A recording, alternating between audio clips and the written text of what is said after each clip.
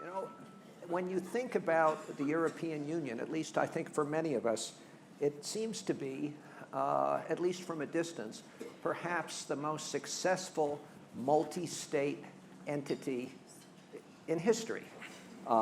Joining countries together from Bulgaria and Romania to Estonia, from Poland to Ireland, in a period of peace, of prosperity, of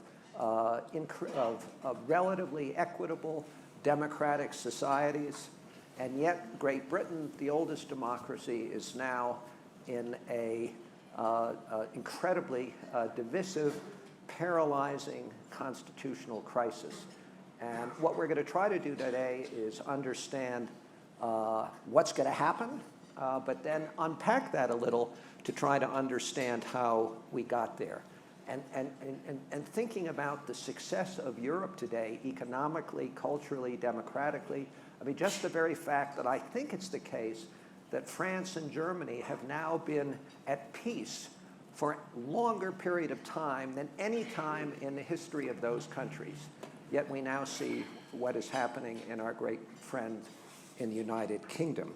And we have two terrific and supremely qualified panelists with us today to help understand how this word Brexit, noun, verb, exclamation, exasperation, came to be, what it means, what it portends for the United Kingdom, what it portends for Europe, what it portends for the world, what it portends for the United States. You all have their biographies, so I'll be very brief so we can get into them. Zanny Minton-Beddoes has been editor-in-chief of The Economist since 2015. Delighted to say the first woman to have that position in the century and three-quarters of that illustrious publication.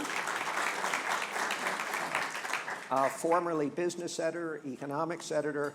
Earlier in her career, she was an economist with the IMF.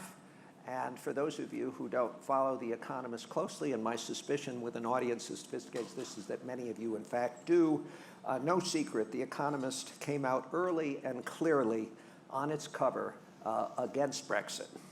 John Micklethwaite was Zanny's predecessor in that role and is now editor-in-chief at Bloomberg. Before that, he was a finance writer, a U.S. editor at The Economist, and before that was a banker. And many of you in the audience heard him yesterday at our opening panel at the Ideas Festival. So let me do this to not frustrate our wonderful, amazing early morning audience. I'm going to ask each of our panelists to actually just begin with a prediction about what, and then we'll unpack it and get there, but just so you won't have to wait on the edges of your chairs after your breakfast. So on Halloween, October 31st, is there going to be a crash out without a deal? Is the Brexit deal that has now been rejected, Mrs. May's deal, 3 times? Is it going to somehow be approved? Is it going to be tweaked a little, perhaps, and made to appear to be substantially different, not sort of like the NAFTA trick of President Trump? Might there be yet another extension? Might something else happen? So before lots of analysis, what's going to happen? I have no idea. I mean, I have no idea. This is. I know exactly. This is the difference between John and me. John actually, on the basis of knowing nothing, predicts confidently. I at least pretend that I have no clue. She knows too much. I really don't know. And anybody who says confidently they don't know is smoking something. I think. Let me give you a few certainties. We can do that here in Aspen, you know. That's true. It's fine. I think financial markets are massively underpricing the risk of us crashing out. I do think it is higher than people think, for the simple reason that it is the default. If nothing is done to stop us crashing out, the law of the UK is that we crash out on October 31st. What happens depends massively on who is the next Prime Minister. Is it going to be Boris Johnson or is it going to be Jeremy Hunt? The overwhelming likelihood, at least until about 3 days ago, was Boris Johnson. About that. If it is Boris Johnson, the odds of us crashing out are higher. I would say, and I will give I think in the end, we won't crash out. because I think Parliament will try to stop it, even to the degree of some Conservative MPs bringing the government down and forcing an election. So I think my prediction is that we won't, but the odds are higher than people think. John? The truth is, I don't know. But basically, I think I'm more certain than Zanny that Boris will. I think he's almost certain to win the premiership, because I just think the nature of the audience he has, the electorate he now has to win. Could you just which is explain Tory that Party. for a second for a non-British audience? It's not like the referendum, it's the No, other extreme. it's Conservative Party members who tend to be fairly old and Male. very male and very pro-Brexit. So it's only even about to the 100, extent. it's really only about 150,000 people are going to choose you the look next at prime minister. yeah, you look at the polls, and it shows. I think I saw something the other day saying over 50% of them think that a no-deal Brexit is a good idea. So they're definitely at that end of the spectrum, and I think he's more likely to win. And I think he's more likely to win because they also think that he is the man most likely to be able to deal with Farage, who is the guy on UKIP on the right of the Tory party, and also take on Corbyn on the left. And that may be wrong. I think there are lots of reasons why it might be wrong, but that is the way they're thinking. There is, as we'll come back no doubt to later, there's been a recent drama, a domestic drama he's dealing with, but domestic dramas tend to be what he's extremely good at. That will go through. I think Boris becomes Prime Minister. He goes to Brussels. The Europeans hate him enormously. They will give him very little. So therefore, he comes back to Britain. Maybe there's a possibility of a fig leaf compromise that's not related to his domestic drama earlier. But he comes back with something. It won't be very much. And basically, then I think he faces a choice between a general election, which is one option. A second option is a referendum. And I think for either of those, the Europeans might give him a bit more time. So I think probably it gets delayed a little bit beyond that, but then it's probably a choice between an election and a referendum. Well, let's explain to the audience who've not been reading the British tabloids in the last couple of days about this domestic incident. The police were called to Boris Johnson's girlfriend's house, a flat, on Saturday night or Friday night or whatever. Tell us about that and whether it will or will not make a difference. Are you really lowering the tone of this conversation? Okay, all right. It's much more We're interesting, used much to more that in interesting this than Brexit. country. So I will answer. Let me backtrack a bit.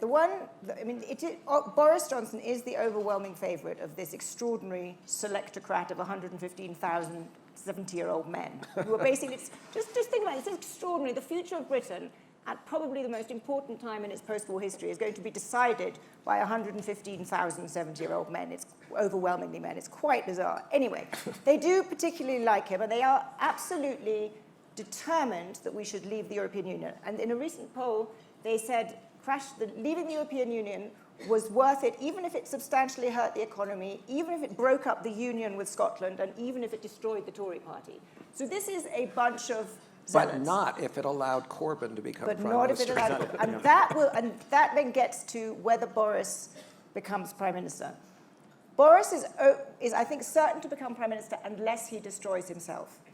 And he is perfectly capable of destroying himself because he is, and John was at university with him and has known him for 30 years. I've known him for 30 years. England is a very small place, as you know. Everybody knows each other. But explain the red wine on the couch. Well, I'm going to get to that. So what do we know about Boris? We know that he's shambolic. We know that he's untrustworthy. We know that he has a very loose relationship with the truth. We know that he is completely without any, as far as I can tell, moral fibre whatsoever. He's the ultimate opportunist. But he's also immensely charming, somewhat magnetic, which explains his very colourful social life. He has, I'm not quite sure how many children, but certainly more than he's had with his wife. He is now estranged from his wife of 30 years and has a new partner, Carrie Simmons. And she has actually got his hair cut, made him lose weight, apparently made him do yoga. All of which seems completely implausible. But anyway, he is. The story of last week was that Thursday evening, they were at her house where he's now living in South London, and there was a huge domestic argument such that the neighbours were concerned about her safety, said that they knocked on the door, then proceeded to tape the conversation, or record the conversation, which they then sent to The Guardian, so the world now knows this argument which would include her shouting, "Get off me, get out of my flat. You're so spoilt, you don't know the value of anything." And so Britain is now in a huge debate about this. He has refused to talk about it. At Hustings on Sunday, he says he just simply refused to answer the question, anything about it. His supporters say it is an outrage that Labour-supporting neighbours, record this and then send it to The Guardian, and that this is a left-wing plot. And the neighbours are actually, if you look them up on Google, they are out of central casting as, left-wing supporters. But there are also serious Conservatives who think that he should have addressed this. And more importantly, sort of while all this is happening and hogging all the headlines, there's another concern about Boris brewing, which is in the last few days, he has said several things about leaving on the October 31st that show either abject ignorance or sort of willful desire to lie. He keeps going on about how we will just carry on trading as usual. It'll be fantastic and marvellous. And actually, it's not possible to do that under GATT rules. And he's been called out by Mark Carney, the governor of Bank of England, and various people. And that, to me, is a much more worrying. I mean, let him have his colourful personal life. I care less about that. But this does bring out the sort of person that Boris is. And in the last few days, his popularity has gone down. His lead has halved amongst Tory voters. And amongst the electorate at large, Jeremy Hunt is now ahead. So would it make any difference if Jeremy Hunt somehow is able to be yes. elected? Jeremy Hunt is unkindly called Theresa in trousers. But Jeremy Hunt is a Remainer who is much more sensible. He's not nearly as sort of magnetic in his appeal. And the question is, the weird thing about Boris, the reason Boris Johnson is so far ahead is that he's got support from both sides of an incredibly divided party. So the hard Brexiteers, the crash out at all costs crowd, think he's their man. He'll crash out, he's there. At the same time, Remainers have flocked to him because they think he's totally capable of coming back from Brussels with, a full stop changed and the font size different on the agreement and saying, here it is, it's completely different, it's marvellous, it's wonderful, fantastic, I've changed everything. And both sides sort of put their hopes in this man who nobody knows what he really stands for. So, John, you said that how Europe is utterly, Macron is basically saying that we've got to this is ridiculous, let them crash out, we want them gone. And the Europeans seem like they're not in any mood to give any more concessions. Do you think there is much of a chance that either of them could get a significant concession? I think there's less chance. I was about to say there's less chance with Boris. The answer is really the Europeans. Macron would definitely let Britain go. I think Merkel and the others, there is a split in Europe on that. And I think if it's a question of sort of giving them a little bit more time. I mean, Europe is, for all its wonders, which you spelled out very correctly, it is famous for shambolic last-minute deals, and that is their tradition for years and years. The problem with Boris is that I think it's one of those things where Boris has lots of faults, but to the Europeans, he is a kind of antichrist figure because he has spent 20 years making fun of them. Often, it has to be said, with total justification. That he is, more than anyone else, he has ridiculed the idiocies of the European Union repeatedly, and that has got under their skin. And actually, to some extent, he's now almost over. On top of that, they also, I think, correctly think that Brexit would not have happened if he hadn't at the last minute led it. I think just to buttress what Zanny was saying earlier, the reason why I think he will come through is that basically the Conservatives this time, they have to choose a Brexiteer. The party, whether people like it or not, supports Brexit. If you end up with another person who voted Remain the first time, you're always going to have this doubt. That's one reason. The second reason is I think they do still think that this is the figure who... Boris Johnson is... It's worth remembering, he won London, left-leaning city. His capacity to reach into different parts of the country probably is there. He does annoy people, and he has become more toxic recently, but he would certainly make politics more amusing. Well, the two other reasons, very quickly, two other reasons which Zanny alluded to, but are actually really important, are one, he does genuinely believe in nothing. So therefore, people like me who quite want a referendum actually think that you stand a better chance with Boris than anybody else. And the last reason is that he's really bad at running anything. So at the moment, if there are a lot of people you can meet in the higher parts of the Tory party who he sort of shambled up to and apologised and basically said, you know, I made a bit of a bog, can you run the cabinet? And people go from thinking he's horrible to, God, I could run the country whilst this guy goes off and does his doing. So there is a lot of, he has the capacity, I think, to bring things together on that side. But the relationship between him and the Europeans is not good. I don't think the one between Hunt and, you know, and them is particularly wonderful. But it's worse with him, and that therefore means that they are even less likely to be pragmatic when it comes in. Because I think that there is a hope in the Brexiteer circles. You will hear these people who will sit there and say, don't worry, the Europeans will give in. The one, I mean, Zanni does it as well, but the one thing, if you spend any time with the people who lead Europe, they are not in any mood to give the British anything substantial. Zanni. Yeah, I mean, I think that's absolutely right. They're completely fed up. Even the most pro-British Europeans who have always thought that they would give Britain lots of time until this sort of psychosis lifted, have reached the end of their tether. And they quite rightly think we've gone completely crazy. And our political system, we are in the midst of a slow-moving constitutional crisis, and a country that, you know, the mother of all parliaments, that has sort of prided itself for being reasonable people that get things done with an unwritten constitution that has been immensely flexible, is facing literally a constitutional crisis, as you have, you know, a direct democracy, i.e. the referendum, butting up against representative democracy. And I think in Europe, they're sort of fed up of this. And they recognize that all the bluster that comes from the UK is just bluster, because no deal, i.e. crashing out, is so much worse for the UK than it is for Europe in the short term, that it is simply, I mean, it's all these British politicians bluster, oh, we have to keep no deal on the table to show that we're serious negotiators. Well, it's, you know, keeping something that is economically idiotic on the table is not a terribly strong negotiating strategy. So, and they see that, and they see through it. And I think the more time goes on, they're basically just kind of in a sort of Gallic way, you know, shrugging their shoulders and saying, if you want to go this crazy route, do. Well, on the other hand, is there any prospect of sort of a Nixon and China situation?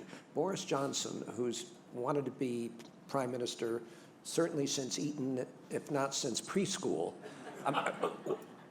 presumably does not want to be the shortest serving prime minister in British history. Perhaps there's some prospect, or no, that he could surprise everyone?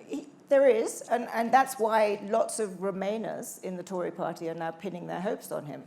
But though I think John made a very important point, that he doesn't believe in anything. That means he's a weather vane, and he's very much, and I'm sure we'll get onto this, parallels with people closer to home here, which are really quite considerable, and not just the hair. He's a weather vane, so he was a very successful mayor of London. London is a left-leaning city. He was extremely good at it. He came across as a sort of liberal internationalist. He's wonderful at being the sort of figurehead who, you know, charms everybody. But right now, the Tory party has shifted, I think, from being a sort of traditionally one-nation conservative party to becoming much more of a sort of populist nationalist party. The activists are very much hardcore populist nationalists, and I think he's going to be driven by that. So it's much harder to see him doing the kind of Nixon goes to China. I have no idea what he really believes. I don't think he does. I think he just believes what makes him look good the next morning. Right, we're going to come back to the demographic similarities and eventually, I think, what Brexit might mean for the United States. But explain to us why the idea of a second referendum is so hostile to principles of democracy, as we hear from opponents. And also, another prediction, were there a second referendum today, after the last few years of chaos, what do you think the results of that would be? John. On that, okay, the argument about a second referendum is basically two sides. There is a group of people who feel very passionately that when they were given the referendum, they were told this is a one-off, we make a decision, we move on. There is another group who say, look, you were sold something which is completely different from what we're going to get, so it seems reasonable to have a second referendum. And actually, in a strange way, that might sort everything up. And then there's the first group back and say, no, if you do that, it's going to make things more toxic. The second group say, well, it's already pretty toxic. And in general, I think Zanni and I are both on the second group. I personally, actually, I mean, you could play around. You could probably you have to have a choice between two things, but you could have choice between three. You could have a choice between remain, leave without a deal, basically, or some version of whatever Theresa May / Boris Johnson deal, and just tell people to rate them first and second, and then you might get a number 60, 70% who had a first, second choice. In general, it's very, very hard to tell what the result would be. My sneaking suspicion is that actually, despite all the economic evidence to the contrary, you would probably get the British voting again to come out. And the reason, if you visit London, which is probably where most people in this room would go to, you would not get that impression at all. You would meet a lot of people who would point out that their children didn't vote last time and they're going to rush out now, and various old people have died and people have seen the full consequences of this. The further you go away from London, the more you meet people who take the basic, again, we always have marital analogies. A lot of people, even people who voted Remain first time, just say, look, this is like a bad marriage. We've had 2 years of arguing. Let's just get out and move on. I agree with Zanny, those people don't realize how bad the economic cost could be. But there are elements of this which it's a little bit more difficult. I think if you go 2-3 years away, I think the rest of Europe actually looks pretty bad. I think Germany is just on the edge of really going to trouble. Bad car industry, other things coming up behind it, having to change leaders, and the relationship between Germany and France is toxic. I think you could end up in a situation where someone like me who would sit there saying, look, in a second referendum, we should still remain. 2 years on from that, you could have people coming up and saying, why on earth did you convince us to stay in this horror show? We would have been better getting out. And there are still some things in which Britain looks better long-term than bits of Europe. So it's one of those things where I could see the argument of people who want to get out, who just want to finish this and move on. But it would be much better if that happened, if there was some kind of agreement with Europe to remain in some kind of customs union or whatever it is, just to tide it over through some period. But that would be the rough way in which I look at it. And on balance, if I had to guess, I think it would vote to go out, because I think that would be the general thing. Zanny might disagree. So we first argued for a second referendum, I think, last December, and I still believe this, on the argument that the Parliament was never going to pass Theresa May's deal, and therefore you having sort of imposed a referendum on a system of parliamentary democracy, the only way you could break the impasse was going back to a second referendum. I still believe that's the case, but I don't actually think it's going to happen. And I agree with John in terms of prediction. If there were a second referendum, it's not clear to me that we would definitely vote to stay. I think it would probably be much the same as this one, 48-52, and it might be 48-52 remain or 48-52 leave. Do you think it makes any difference if you introduce 3 questions rather than... Yes, but I do think, and then I think we'll have a huge amount of argument about what the question should be, and should there be multiple choice, and how should it be done. But I think the bigger point is that the really striking thing is that 4 years ago, 1 in 10 voters in polls thought that Europe was an important issue. There were a few sort of hardcore anti-Europe people in the Tory party who had been a thorn in the side of the Tory party for 30 years. And they are what I sort of, and I hope you haven't got any, and forgive me if any of you are wearing red trousers, but I call the Red Trouser Brigade, that kind of older English conservative, wealthy man who harumphs about empire. And there were, no, you're not wearing red, it's okay. And that group of people have been wanting to get out of Europe for the last 30, 40 years. They thought it was a disaster that Britain entered. And they were pushing this issue in the Tory party. And when David Cameron called a referendum, which I happen to think was the single most stupid thing he ever did, he did it to appease those people and to try and get rid of a problem in the Tory party. Most Britons didn't care about Europe. 1 in 10 people thought it was an important issue. 4 in 10 people only decided which way to vote during the campaign for the referendum. It's not as though this is an issue that's been tearing Britain apart for the last 30 years. It hasn't. People thought about the National Health Service, they thought about all kinds of things, but not Europe.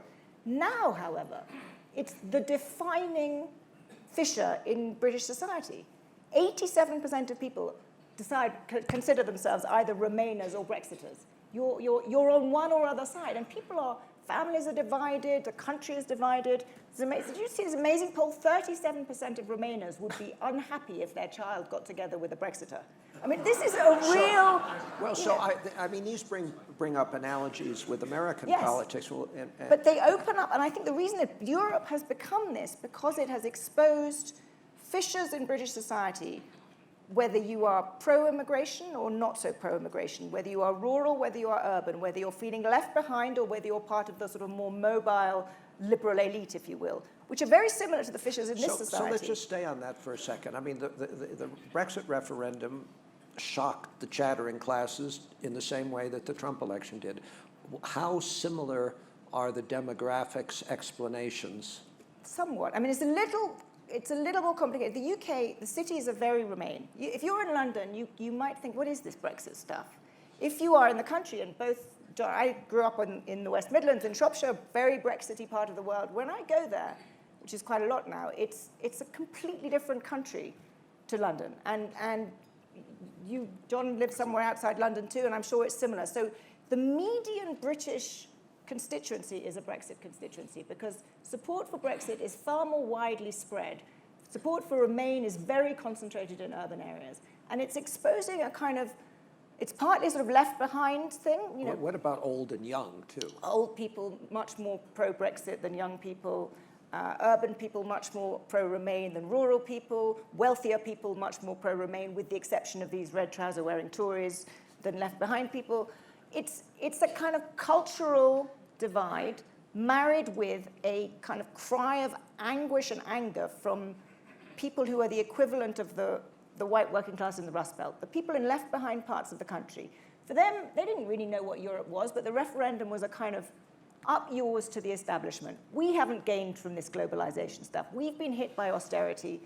For us, I don't care what the EU is, but we want out because we want to show you guys in London that we've had enough.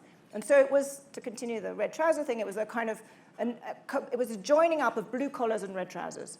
And it's the sort of economic and cultural up yours to the sort of establishment, which is not dissimilar to what there was here. I think it's a lot. I agree with a lot of that. I think there are differences. It's quite interesting that there is perhaps slightly less insecurity in Britain. If you go and look at sort of the Trump voting Americans, you know, the fact that healthcare was so important, actually, that element of kind of people who thought their families were behind.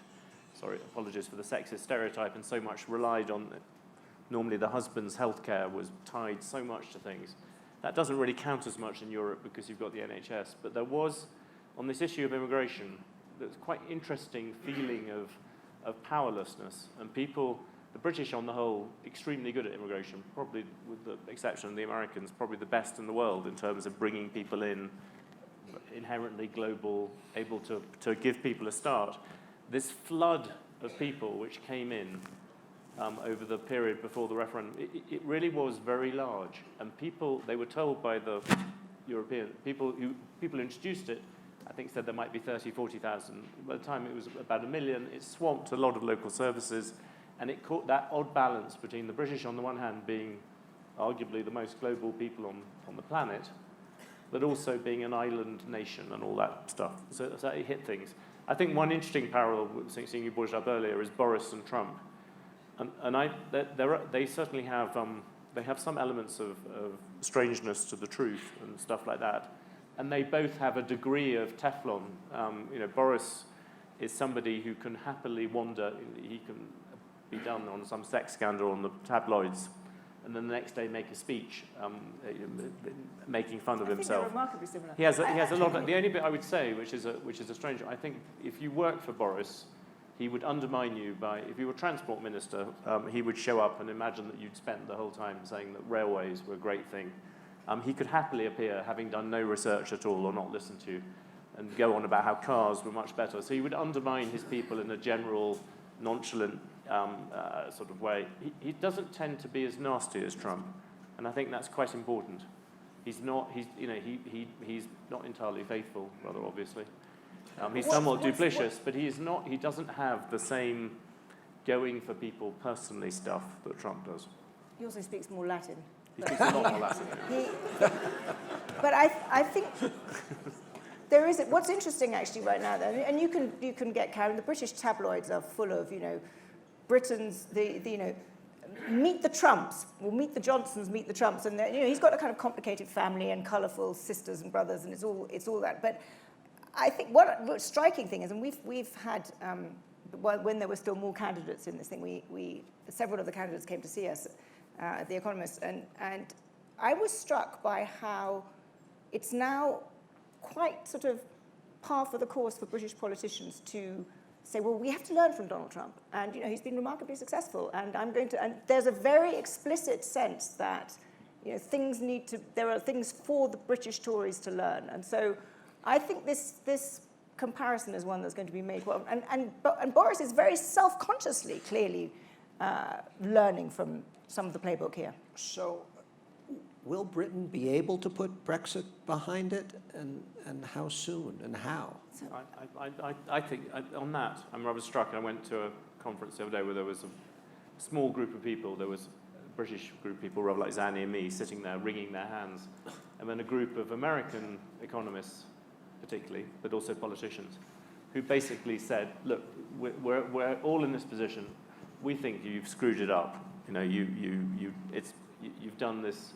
You could even use the words of my beloved boss that he thought that Brexit was the most stupid thing he'd ever seen until this is Mr. Mayor Bloomberg until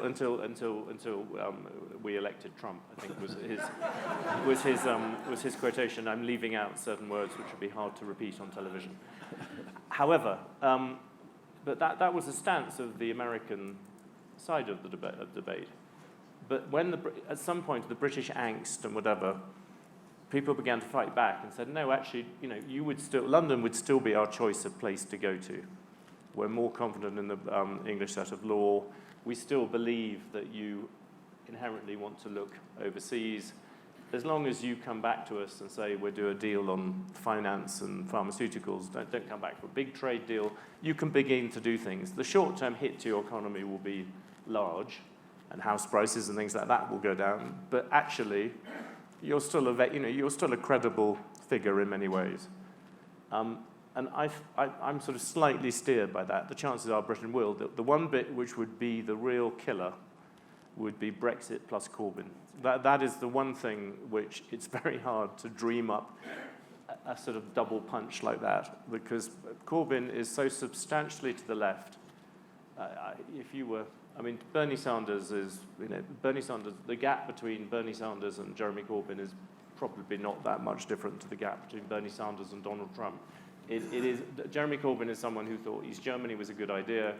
He comes from the very old 1970s side, and his ability to mess things up, I think, would be extremely big, especially on top of Brexit. But you could well find, if you were the British people and you've been taken through this mess, and you were fed up with the Conservatives, I think it's already clear that if the Labour Party was led by anybody else, it would be romping home in any election. But even then, I think there is a chance of Corbyn winning. Susanne? I think that's right. I think the most depressing prospect is a chaotic crashing out from the EU, followed by an unreconstructed Marxist as Prime Minister. And I think Corbyn is would have a much more dramatic impact on the UK than Brexit would. He is a Marxist, and he's got two advisors who are Trotskyists. This is stuff that most of us thought was left behind in political science classes. These guys are. It would be very hard to see how the NATO continues. It would be very hard to see how the intelligence sharing continues with the US. These guys think that Maduro and Venezuela is absolutely wonderful. They're absolutely unreconstructed. So that's the worst. But absent that, I think a sort of negotiated withdrawal, yes, Britain would recover from. It would not be cataclysmic. It would be worse, much worse than the status quo, much worse than had we not left, but not catastrophic. It would also be worse for the European Union, and I think that's something that we often everyone focuses on Britain, and rightly so, but the European Union without Britain will become more protectionist, more regulated, more kind of run by French and Germans in a sort of, non-economically liberal way. It will be a weaker European Union. Europe will be weaker. We're at a time when, the biggest thing happening globally is the new Cold War between the US and China. You've got these huge two blocs. Europe is the sort of potentially the third player in this, and it is absolutely nowhere to be seen. It will be significantly weaker without the UK. What about the implications for the other anti-UK parties in Europe looking at the Brexit experience? That, I think, is actually, the Europeans have done very well at inoculating themselves against any further, Frexit, Itexit, Grexit, whatever. They've all looked at, the absolute laughingstock that we've become, and they thought, thank you, no, not even Marine Le Pen has sort of become quiet about that. So I think Europe stays together. I just think it's a more status. And the appeal to countries like Ukraine will remain as strong? Yeah, I mean, North Macedonia is desperate to join now. I think John is right that Europe is going to go through a tough few years. I'm a little bit more negative. I think fundamentally you had Brexit. You had these shocks where any normal system, one of your three big powers decides to quit you. You would imagine there would be some degree of self-reflection and sort of self-analysis about ways you could do things better. We would both probably agree that you cannot have a currency union. It's not like the Eurozone. You cannot have a currency union without some kind of banking union, without some kind of fiscal transfer system. Or it doesn't necessarily have to be fiscal, whatever it is. It fits into the category. If something cannot go on forever, it will stop. And about a year ago, there seemed to be a sort of deal between the French and the Germans, where if the French reformed, the Germans would allow some integration. That seems to have gone completely backwards. And so what worries me, and again, it's not in Britain's interest for Europe to do badly, but it doesn't, for me, it does not look good in that sense. And I think that there is, one of the bad things is that actually Britain leaving, for all the reasons Zanny pointed out, does make that weaker, because the whole cause of reform inside Europe actually goes wrong. And there was, I think actually, there's still, if Britain remains in it, if there was some kind of leadership from the other side, you could imagine a system whereby Europe does become slightly more multi-speed. You have this central bit which does want to integrate, and in some ways should be much more integrated than it is at the moment. And then you have these other things around the outside.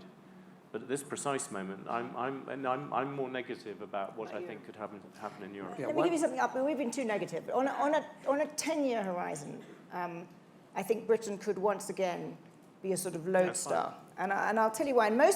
Between now and then, the best sort of description I've heard is from someone whom you all know, but I won't name because it wasn't said publicly, but he said, big American investor, he said, this is just an exercise in brand destruction. And he's right. Britain's sort of reputation for competence has been totally destroyed. But on a 10-year horizon, I think we may once again be the place that everybody looks to for the following reason. If you look back, whether it was the early 20th century with the sort of Lloyd George and the New Liberal Reform, whether it was 1945 and the welfare state, whether it was Mrs. Thatcher in 1979, Britain has often been a laboratory for big social and political change. We've done things that others have then followed on later. And I think the turmoil about what is the kind of role of the state, what is the right relationship with globalization, what's the right relationship with immigration, how do you manage societies in this kind of period that we're in now? We may actually get a head start in kind of probably herring off to do crazy things, but also reflecting on how to do that. And I think where there is, thanks to Brexit, particularly actually amongst the sort of younger people in both the Tory party and the Labour Party, a desire to really think through new policies that kind of create a more inclusive society, new policies that are the sort of 21st century social contract. And perhaps in a 10-year horizon, we actually become the sort of laboratory for that, and people start looking once again to the UK. One last question, then I'm going to open it to the audience. What will Brexit mean, assuming it happens, for the United States? Do you want to go first? I think two things. Short answer. I think probably it depends a little bit. If you end up with Corbyn, it would be very difficult for America to share as much as it does. I think you can bang on a bit about the special relationship, and there's something there. The bit which I'm quite interested by is if you want a very crude, and I'm going to give a wild generality, you could say since about 1980, roughly, what I would call the Anglosphere, Britain and America together, has set the music for the world, and the creed of liberalisation, globalisation, the Economist was part of it. was actually the dominant mood music for global politics. And even people who disagreed with it, you could be the French, you could be the Chinese, you might disagree with it, but you generally accepted the world was heading in that direction. Obviously, it got hit. You had Reagan and Thatcher, you had Clinton and Blair, you even had Cameron and Obama. It got hit by some things. It got hit by the Iraq War, it got hit by the financial crisis. But it was only really in 2016 that it really got into problems. The British, because who would ever want to follow what we did? And in America's case, because Trump was not just, he didn't stop sort of singing the song, he just sang exactly the opposite song. He no longer said it's all about globalization, liberalization. He said it's all about sort of nations first. And I think that partnership was incredibly important. And there's no sense of, I'm not trying to say that Britain was ever remotely as important as America, or as big as America, it's barely bigger than California. But the fact that there was more than one country out there preaching this thing made a difference. It was no longer just an American message, it was something that was bigger than that. And on the whole, it was something which I think was fantastically useful for parts of the world, obviously with some bad things attached to it. And the fact that that hasn't happened, and Brexit might make it even worse, I think that is something it could, again, I think the Anglosphere could come back because most of the things it believes in are actually the right things and it could recalibrate. But actually, I think if you forgive the big pretentious thought, I think that is a problem. Zanny? I think in the short term, it will mean that there'll be a solicitous British government desperate to have a trade deal with the United States, desperate to have a relationship with the United States, desperate to feel relevant by having a close relationship here. So I think there'll be lots of talk of what this trade deal might look like, lots of talk of special relationships. It'll be very one-sided and lopsided.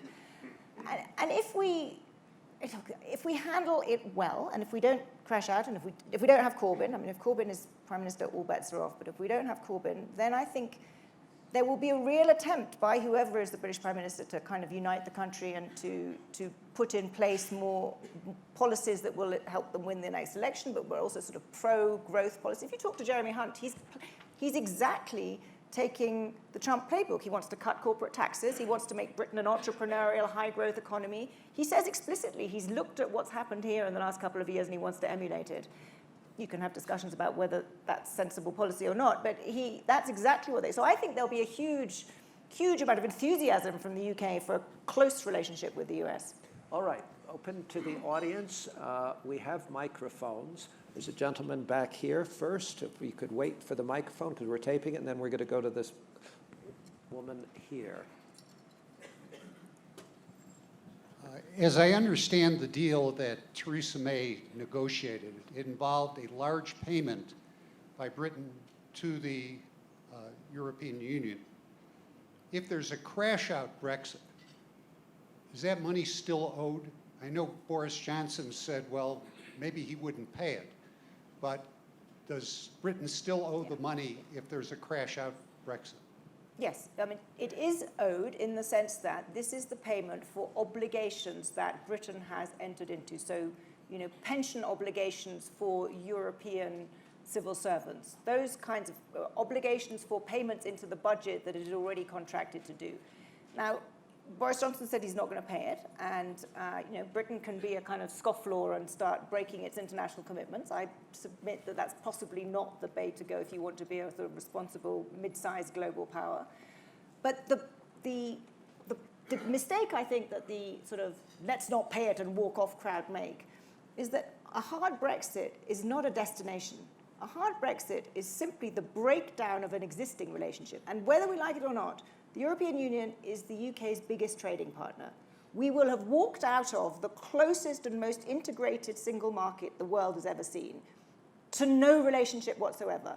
We will be desperate for some kind of relationship because we will want to have something that we can actually export our goods to. And it's not just tariffs, it's standards and all the kind of rules that you have in a modern trading system. So the idea that we're going to kind of storm out and sail off and White Cliffs of Dover, turn our back on the continent is complete nonsense. So the Europeans will say, you want a relationship with us? You want to have a new trading arrangement? There's that 39 billion. So for me, this whole thing is a completely sort of it's lots of bluster, but in reality, we can't just walk up. Geography won't change. The channel is still going to be there, and these are going to be our biggest trading partners, and we're going to have a relationship, and we're going to have a deal at some point. Right here, please, a microphone. Yes, thank you very much. I have a question on Ireland and Scotland. Ireland, it's interesting that the problems are really around Ireland and the border. And I'm curious what your view is there any chance in the medium or longer term that Northern Ireland would merge with Ireland and that issue would go away? So I'd like your view on that. And the second is Scotland. If Brexit goes ahead, what is your thinking on the probability that Scotland would stay in the UK? How united will the kingdom be any longer? No, I think that's, I mean, again, I think that's part of it. Personally, I think if there is a no-deal crash out, that makes a united Ireland that much more likely. And what's happening in Ireland is it's a tiny bit like the Israel-Palestine demographics. Is in Northern Ireland, the Catholics are breeding more. And so you already have the Protestants are the ones who want to stay in, apologies for the oversimplification, they're the unionists who want to stay in Britain. There are two things are happening. One, there are ever more Catholics who are more inclined to unite with the rest of Ireland. Secondly, the younger Protestants have two sort of feelings. One, they really, in the same way as you find young conservatives here being very cross about the way that their parents talk about gays or whatever. There are a lot of young Protestants who just think that the vision of their parents walking around in bowler hats singing songs about slaughtering Catholics is a bad thing. So they're embarrassed about that. And secondly, also, they think that economically the thing lies in United Ireland. So I think the chance of United Ireland will probably go up. I think in terms of, although there will still be there will be a group of people who really, really dislike that. I think the other one, in terms of Scotland, you will end up with Scotland probably voting for Remain as well, so that will be tendentious. And so I think there is a risk on that, and we probably should have mentioned it. I think that's very likely. I think if there's a hard Brexit, I would predict that in 10 years the Union will no longer include, there'll be a united Ireland and Scotland will be independent. And one quick point, that's an area which I think is massively underplayed in the UK of tension with the US. One of the most striking things I think that happened was when Nancy Pelosi went to London and said, if you want to have a free trade deal with the United States, you better not mess with the Good Friday Agreement. And the view that the Good Friday Agreement rightly is seen in this country as being incredibly important, and the sort of, insouciance with which some Tories are now willing to sort of play with peace in Ireland, I think is really extraordinary. So I would expect a united Ireland would become much faster. We're going to need to end this on time, so we have time for one more question. If it's quick, right there in the back. Yeah, wait for the microphone, please. Okay, sure. So since your consensus seems to be that a Brexit of some kind is more likely than not, is it really possible that London can remain the financial capital of Europe in that scenario when they're no longer part of Europe? It's a very good final question. I think the answer is, the answer is London will remain the financial capital. That would be my prediction, but it will be a less dominant financial capital. You meet some people in Europe who make the point that maybe a little bit of that was happening. There was, for a long period, London hoovered up everything. The main gainer from London getting weaker will not, I think, maybe Paris gets a bit, maybe Frankfurt has a problem and it's not always that exciting to go to, maybe Amsterdam gets a bit, maybe, if the Germans had chosen Berlin, I think they might have done better. But I think the main gainer is probably some stuff that went to London will probably go back to New York. And so I think on the whole it will tend to be European finance as a whole will be weaker. London will definitely be weaker, but it will still be it's still likely to be the home of foreign exchange. It's still likely to be the home of most forms of things. And if what Zanny pointed out, that if the British sort of come through the other side of it, it's still the place where people want to go for rule of law and things like that. A final word, Zanny? You can disagree. Yeah, I agree with you. I would not discount London. London has, having spent 20 years in this country and now living in London, London is an extraordinary city. It's going to take an awful lot to completely wreck it. And London will be weaker than it would have been. New York will gain from this. And a fragmented European market will mean a sort of weaker European financial market than it would otherwise be. There's one area where the Europeans are kind of cutting off their nose to spite their face. They should not be so tough on the city because it's stupid. It hurts them. Well, I think this has been fascinating. Please thank our two